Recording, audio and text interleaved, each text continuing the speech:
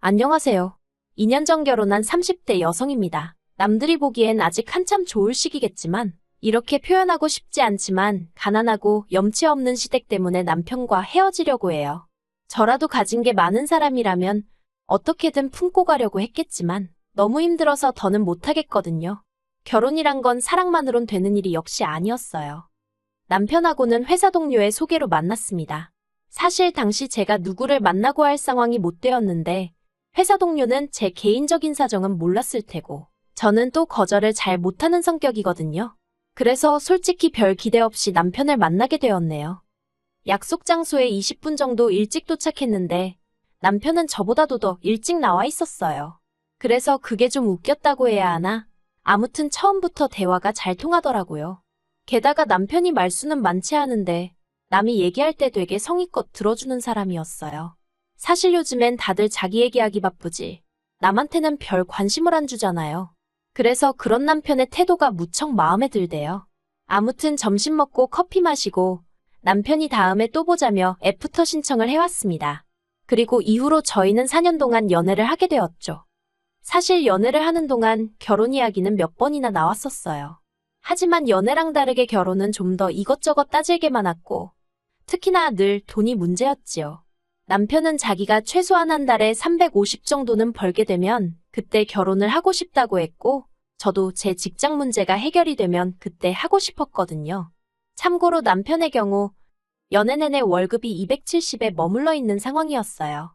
제 경우에는 월급은 300에 일 자체는 힘들지 않았는데 직장과 집 사이의 거리가 문제였고요.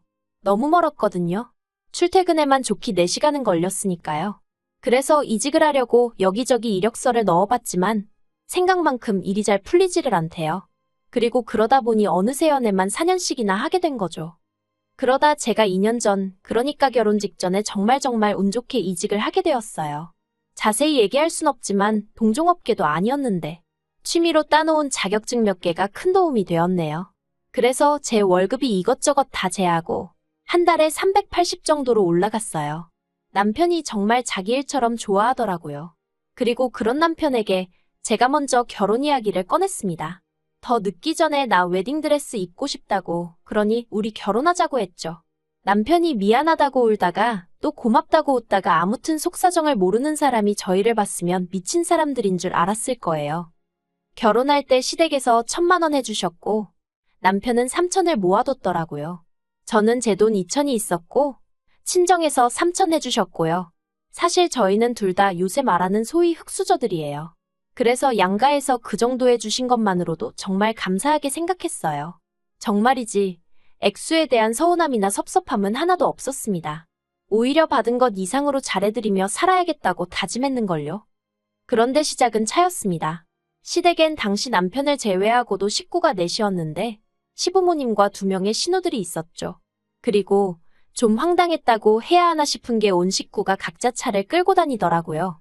특히 시부모님은 수입이라고 해봤자 나라에서 나오는 연금하고 자식들이 주는 용돈이 전부셨는데 말이죠. 그래서 잠깐이었지만 차가 2대씩이나 필요하신가 싶대요. 물론 제가 주제넘게 말할 건 아니라서 그냥 잠깐 생각만 했던 거고요. 그런데 저랑 남편이 결혼하고 얼마 되지 않았을 때였습니다.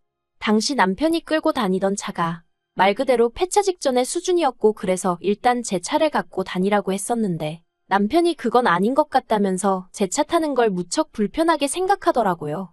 그리고 이 와중에 어떻게 얘기가 진행된 건지는 잘 모르겠지만 어머님이 당신들 차 한 대를 가져가라셨습니다. 공짜로 주시겠다면서요. 그런데 받아오는 게 맞나 싶었던 게 어머님이 주신다는 차도 남편 차 못지않게 낡은 차였거든요. 그러니 제 입장에선 굳이 이런 걸 받아서 나중에 차를 존내받았네 소리가 나오진 않을지 상황 자체가 탐탁치 않았어요. 하지만 남편이 시부모님이 좋은 뜻으로 주신다는 건데 그냥 기분 좋게 받아오면 안 되겠냐 하대요. 뭐 그래도 꾸역꾸역 따져보면 자기 차보다는 낫다면서요. 그런데 그렇게 받아온 차는 생각했던 것보다 훨씬 사정이 좋지 않았습니다. 남편은 괜찮다 했지만 카센터에 가져가니 이것저것 고치는 비용만 400을 부르더라고요. 그래서 제가 남편더러 차라리 폐차하는 게 낫지 않겠냐니까 저더러 뭘 모른다면서 400으로 차를 살 수 있냐고 화를 내는데 솔직히 사귀는 동안에도 다툼이 아예 없던 것은 아니지만 왠지 화를 내는 남편의 모습이 낯설게 느껴졌어요. 그리고 나중에서야 느꼈지만 주제나 상황이 뭐건 간에 시댁하고 관련이 있으면 남편은 쉽게 매번 버럭버럭 하더라고요. 돌이켜 생각해보니 자격지심이었나 싶기도 하네요. 아무튼 그래서 그 차를 기어이 400만 원이랑 큰돈을 주고 고쳤는데 더 황당한 건 이후에 시부모님이 보이신 행동이었어요.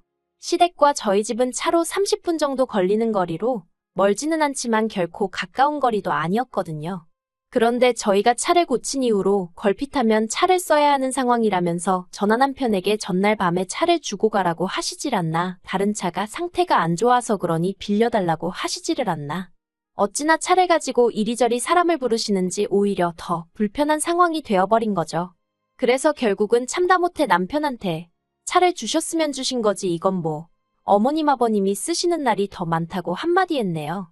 그랬더니 필요하면 가족끼리 빌려주기도 하고 그런 거지. 저더러 연애할 땐 몰랐는데 생각보다 되게 야박하네 어쩌네 그러더라고요. 참나, 어이도 없고 기가 막혀서 말이 안 나오대요? 그런데 남편은 자기 화를 못 삭히고 혼자 계속해서 울그락불그락 하더니 안 되겠다며 그냥 그 차 시부모님께 돌려드려야겠답니다. 그리고 저는 돈 400이 생각나. 너무 아깝더라고요. 그런데 그 400 때문에 안 된다고 하면 또 남편이 난리를 칠 것 같고 그래서 그래. 좋은 일 한 셈 치자 생각하고 그러라 했습니다. 그러다 얼마 후 제 회사에서 제 앞으로 차가 한 대 나왔어요. 제 직군이 영업직은 업무 특성상 고객들을 밖에서 만나야 하는 일이 잦았거든요. 현장 방문을 해야 하는 경우도 많았고요. 그래서 지원이 나온 거였죠. 그런데 남편이 되게 부러워하대요. 그리고는 앞으로 자기가 끌고 다니면 안 되냐입니다. 필요할 때는 시부모님도 빌려드렸으면 좋겠다면서요. 가뜩이나 시부모님 차나 자기 차나 언제 퍼질지 몰라 불안불안했다나? 말 그대로 떡줄 사람은 생각도 안 하고 있는데 혼자 김칫국을 한 사발 들이키고 있더라니까요. 저는 그런 남편에게 회사 지원으로 나온 차라서 안 된다고 딱 잘랐어요.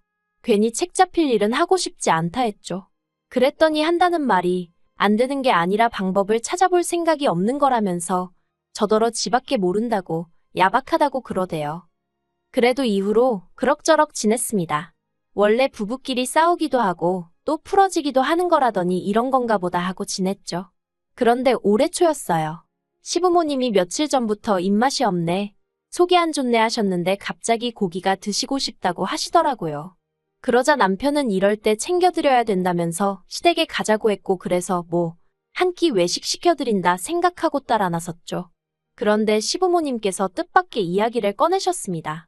요 근래 왜 이렇게 몸이 처지나 했더니 그게 다 마음이 힘들어서 그런 것 같다 하시며 해외여행을 다녀오고 싶으시다는 거예요.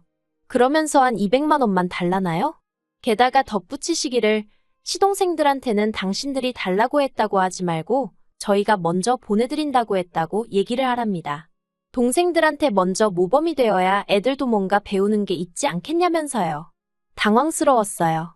그래서 제가 시부모님께 남편하고 상의해보겠다고 하곤 남편 표정을 슬쩍 봤는데 표정이 굉장히 어둡고 언짢아 보이더라고요. 그래서 저는 시부모님의 부탁이 남편에게도 부담스러웠나 보다고 생각했습니다. 그런데 그건 제 착각이었어요. 시댁에서 나와 집으로 돌아오는 길에 남편이 저한테 먼저 말을 걸기를 상의해보겠다는 게 무슨 뜻이냐대요. 그냥 기분 좋게 당연히 보내드려야죠. 그렇게 말할 수는 없었냐면서요. 어이가 없어서 지금 우리 형편의 시부모님이 200만 원만 달라 하시면 척척 내드릴 만큼 여유가 있는 게 아닌데 무슨 기분 좋게 당연히 보내드리겠단 소리를 하냐고, 말이 되냐고 그랬어요. 그랬더니 남편이 시부모님은 이날이 때까지 제대로 어디 놀러도 못 다니고 사셨는데 불쌍하지도 않냐며 저한테 막 소리를 지르대요. 이때는 저도 정말 화가 머리 꼭대기까지 나서 나 때문에 여행을 못 다니셨냐고 왜 나한테 짜증이냐 그랬어요. 그리고는 여행 보내드릴 거면 당신 능력으로 보내드리던지 알아서 하라고. 이건 뭐 상의도 아니고 무조건 나만 나쁜 사람을 만드니 대화하고 싶지 않다 했습니다. 그랬더니 남편이 저더러 진짜 못됐다면서 친정에 하는 거랑 너무 비교된다나요? 사실 그 무렵 친정부모님이 여행을 다녀오셨어요. 해외도 아니고 제주도로요. 그리고 자식된 입장에서 그래도 모처럼 여행을 가신다는데 말로만 잘 다녀오세요 하기가 그렇더라고요. 그래서 제가 30만 원 챙겨드렸습니다. 솔직히 결혼한 이후로 친정부모님이 저희에게 물질적으로 잘해주신 건 없었어도 틈틈이 저희 남편이 좋아한다 하니까 김치도 보내주시고 비싼 건 아니어도 제철 과일도 보내주시고 그래서 모처럼 챙겨드려 봤어요. 하지만 30만 원 드린 거랑 해외여행 간다고 200만 원 내놓으라는 거랑 비교를 하는 건 말이 안 되잖아요. 그리고 이 일로 저는 저희 결혼 생활에 무척이나 회의감을 느끼게 되었습니다. 사실 청약통장 때문이긴 했어도 혼인신고도 안 한 상황이었는데 돈 관리도 따로 하자고 결론이 나버렸거든요. 그리고 이건 사실 조금 철없이 들릴 수도 있지만 일하는 스케줄도 저는 9시 출근 6시 퇴근이 기본이었던 반면 남편은 아무래도 직업 특성상 11시에 출근해서 10시는 돼야 집에 왔어요. 게다가 남편은 주말에도 출근을 하다 보니 같이 시간을 보낼 수가 없었죠. 그래도 연애 때는 남편이 어떻게든 짬을 만들어 저랑 시간을 보내려고 했었지만 결혼 후에는 그런 노력도 별로 없었고요. 물론 그걸 탓하는 건 아닙니다. 남편도 다 잘 살아보려고 그랬던 거니까요. 하지만 뭐랄까, 자꾸 부딪히다 보니까 사소한 것도 서운해지고 이게 내가 그려온 결혼 생활이 아닌데 하는 생각이 점점 잦아지니 여러 가지로 감당하기가 힘들어지대요. 그리고 남편은 정말로 시부모님 해외여행을 보내드렸어요. 돈이 어디서 난 건지는 저도 모르죠. 자기 카드로 긁은 건지 어쩐 건지. 저도 더 알아봤자 스트레스만 받을 것 같아서 일부러 묻지도 않았습니다. 하지만 적어도 남편이 제 의사보다는 시부모님의 뜻을 더 중요하게 여긴다는 건 확실히 알게 되었고 그래서 크게 실망했던 게 사실이에요. 그러다 결정적으로 더는 이렇게는 못 살겠다, 헤어져야겠다 생각을 하게 된 건 지난주였습니다. 시부모님께서 물가도 많이 올랐는데 그렇다고 연금이 오르기를 하냐 너희가 주는 용돈이 오르기를 했냐 한참 동안 불평을 하시더니 도저히 안 되겠다며 이달부터 한 달에 50만 원씩 더 보내달라고 하시대요. 참고로 매달 30만 원씩 보내드리고 있었으니까 앞으로는 한 달에 80만 원씩 보내달라고 하신 거죠. 제가 너무 놀라서 그건 좀 무리라고 말씀을 드렸어요. 그렇게 해드리고 싶어도 그러다 보면 저희는 언제 집 사고 언제 애 낳고 하냐고 죄송하지만 저희 입장도 이해 좀 해달라고 말씀드렸죠. 그랬더니 시부모님이 그래 네 말도 맞는 말이다 하시면서도 그래도 둘이 버는데 늙은이들 쓰라고 그 돈 몇 푼을 더 못 주냐면서 서운하다 하시더니 남편더러 너도 그렇게 생각하냐 하시는데 남편이 저만 노려보고 있더라고요. 그리고 그런 남편하고 괜히 옥신각신 하고 싶지도 않고 그런 모습을 시부모님께 보여드리고 싶지도 않아서 나는 먼저 갈 테니 할 이야기 있으면 하고 오라고 했습니다. 그리고 저도 저대로 마음이 상해서 제 차 끌고 먼저 집에 왔어요. 집에 와서 남편이 저녁을 먹고 올 건가 어쩔 건가 생각하다. 뭐 한다고 내가 그런 생각을 하고 있나 싶어서 먼저 저녁을 챙겨 먹었습니다. 그런데 그때 남편이 들어오더니 뭐랄까 마치 일부러 저 들으라는 식으로 한숨도 막 크게 쉬고 엄청 거슬리게 행동하대요. 그래서 제가 남편더러 할 이야기가 있으면 그냥 하라니까 진짜 서운하다면서 무턱대고 안 된다고 할 게 아니라 자기랑 같이 방법을 찾아봐야 하는 거 아니냐입니다. 그래서 제가 남편더러 방법을 찾긴 무슨 방법을 찾냐고. 우리 수입이야 뻔할 뻔짠데 갑자기 50만 원이나 어떻게 올려드리냐고 당신 그 정도 계산도 못하냐고 따졌죠. 그랬더니 남편이 저더러 직장만 좋은 직장 다닌다고 되는 게 아니래요. 사람이 먼저 돼야 한다면서 그렇게 악착같이 손에 든 걸 쥐고 있으려고만 하고 내려놓질 못하면 안 된다나요? 정말 말 같지도 않아서 그만하라고 했어요. 그리고 그날 저녁 세상 모르고 잠든 남편 옆에서 이제는 헤어져야겠단 생각이 들대요. 저도 뭐 내세울 것 없는 집에서 태어났고 지금도 별 볼 일은 없지만 그래도 저희 친정부모님은 저에게 뭐라도 하나 더 해주지 못해서 미안해하시는 분들이세요. 그런데 어째서 시부모님은 자식한테 하나라도 더 받아내질 못해 안달이실까 싶은 게 평생 제가 감당하며 살 자신이 없더라고요. 그리고 그러다 보면 남편한테 저는 갈수록 지독한 억척스러운 여편네로만 보일 텐데 저 정말 그렇게 살고 싶지 않았거든요. 그래서 이튿날 남편에게 우리 더 복잡해지기 전에 헤어지자 했습니다. 이제라도 서로 갈 길 가자고요.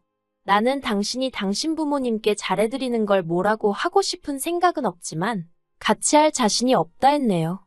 그러자 남편은 지난밤과 마찬가지로 한숨만 내쉬더니 자기를 이렇게 배신하는 거냐입니다. 뭐라 할 말이 없었어요. 차라리 자기가 잘못했다 미안하다 했으면 저도 흔들렸을지도 모르겠는데 배신이라니. 더는 대화를 해봤자 소용이 없겠구나 싶어서 마음대로 생각하라고 했네요. 전세 계약은 어차피 얼마 후면 끝나서 집주인한텐 재계약 안 할 거란 얘기만 해뒀어요. 보증금 나오면 계산 똑바로 해서 각자 목 나누고 미련 없이 보내주려고요. 남편이 혼자 시부모님 생활비를 대가면서 살 수 있으려나? 잠깐 그런 생각도 들었는데 뭐 그거야 그쪽 사정이잖아요. 습관처럼 하던 남편이나 시댁 생각도 차차 기억에서 날려버려야죠.